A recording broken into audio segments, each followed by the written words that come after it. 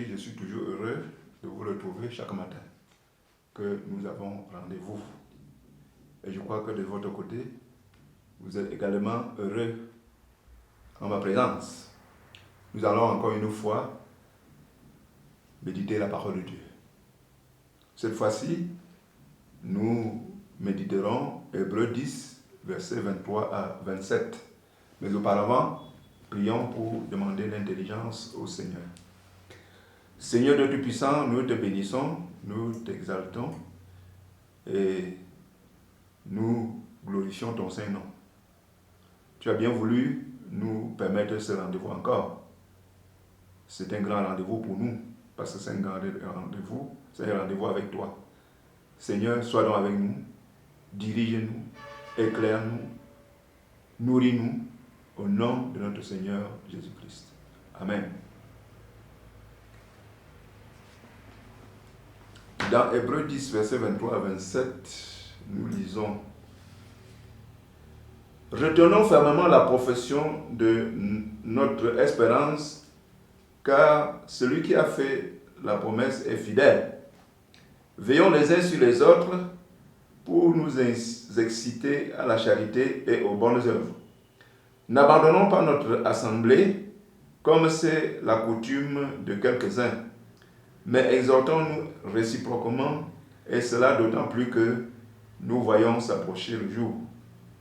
Car si nous péchons volontairement, après avoir reçu la connaissance de la vérité, il ne reste plus de sacrifice pour les péchés, mais une attente terrible du jugement et l'ardeur d'un feu qui dévorera les rebelles. Amen. Retenez fermement la profession de notre espérance. Nous avons une espérance comme chrétiens. Nous avons des attentes. Nous attendons que notre Dieu fasse quelque chose pour nous. Et l'auteur qui s'adressait aux chrétiens refroidis présente l'espérance comme une profession.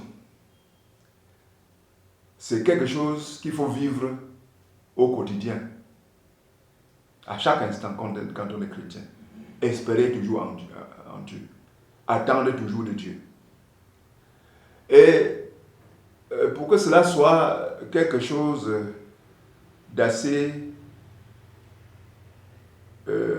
vivable, d'assez intéressante, quelque chose de durable, il faut que nous puissions veiller les uns sur les autres. C'est ça la vie chrétienne. Veiller les uns sur les autres. Chacun de nous est chargé de regarder son frère, de voir de quelle manière son frère vit la foi chrétienne. Et nous devons également nous engager à ne pas abandonner notre assemblée. Cela veut dire que chacun de nous doit avoir une assemblée. Chacun de nous doit avoir un endroit où il se rencontre avec les autres frères et sœurs pour pouvoir prier ensemble, pour pouvoir adorer Dieu ensemble, pour pouvoir écouter la parole de Dieu ensemble. Si quelqu'un abandonne l'assemblée, cela veut dire qu'il y a quelque chose qui ne tient pas. Et on peut bien douter que sa foi soit encore existante, puisque la foi ne se vit pas seule. Si nous abandonnons pourtant la foi, il n'y a plus de sacrifice pour nos péchés.